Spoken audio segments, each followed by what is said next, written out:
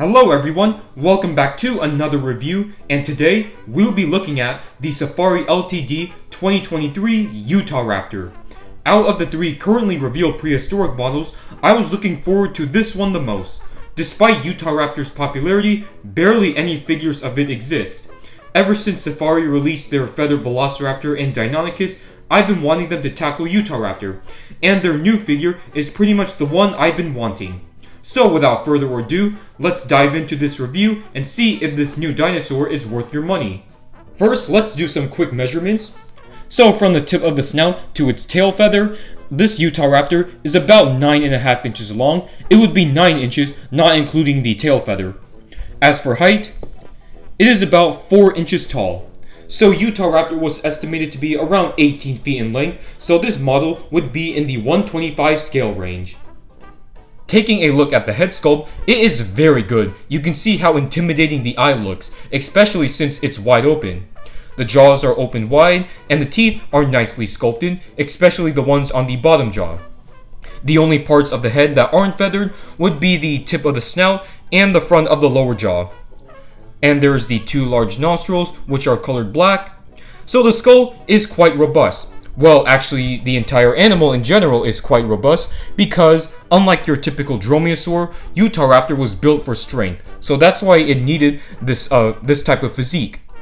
Moving down the rest of the model, I like how the smaller feathers on the head and the neck transition to the much larger ones on the torso.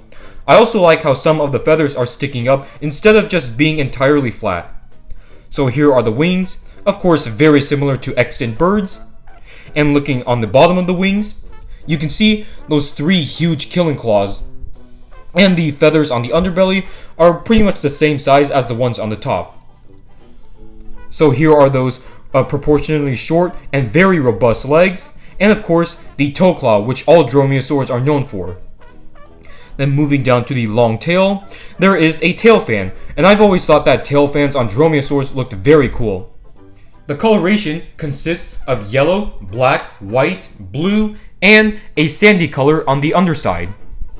I really like it, and I think it looks natural for this large predatory animal. Now, when Safari paints their feathered dinosaurs, sometimes they use the colors of modern birds as an inspiration, and that is definitely the case for this Utahraptor. On the Dinosaur Toy Forum, Doug Watson, the man who sculpted this, and many of other Safari Ltd's dinosaurs confirmed that the color scheme was inspired by the peregrine falcon.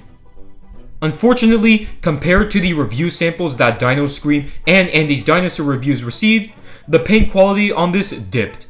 You can see that the feathers, right here, some of them do not have black paint. And the white paint down here is bleeding onto the yellow scales.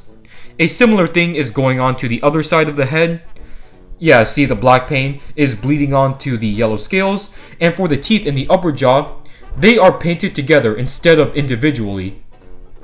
Starting off with our comparisons, let's bring in Safari's first Utahraptor that they've released way back in 1996. And you can definitely see how much Safari has improved over the years with their sculpting and scientific accuracy.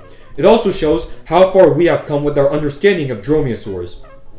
First, Utahraptor was envisioned as this scaly, skinny animal. Now we see it as this powerful, robust, feathered dinosaur. Next, here are the two other feathered dromaeosaurs from Safari. We've got the Velociraptor and the Deinonychus. I like how these three are not only distinct when it comes to their colorations, but also their poses as well. The Velociraptor is running, the Deinonychus is peacefully walking, and the Utahraptor is attacking. Now let's bring in Safari's other feathered dinosaurs.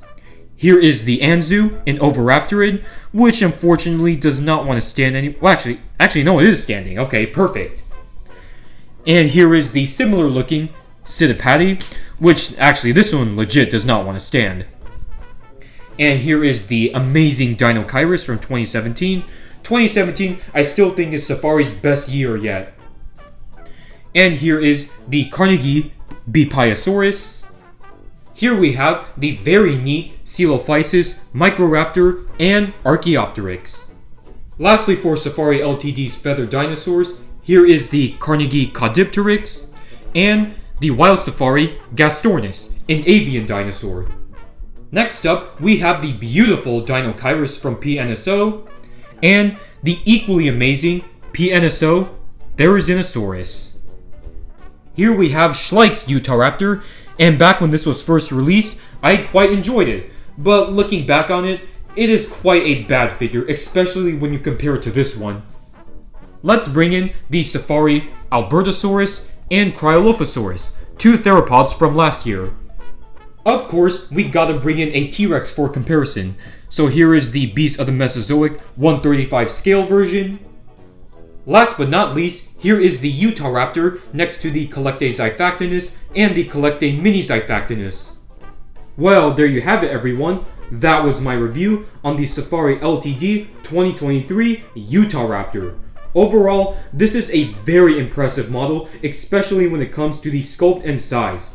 It's a great representation of this dromaeosaur. It's currently my favorite of the 2023 Safari figures and one of my new favorite Safari figures in general. So I'm going to give this Utahraptor a solid 9 out of 10. If you want one for yourself, you can get it off of Safari Ltd's website. So if you guys enjoyed this review, leave a comment down below, hit that like and subscribe button, it really supports my channel. And I'll see you all in the next video.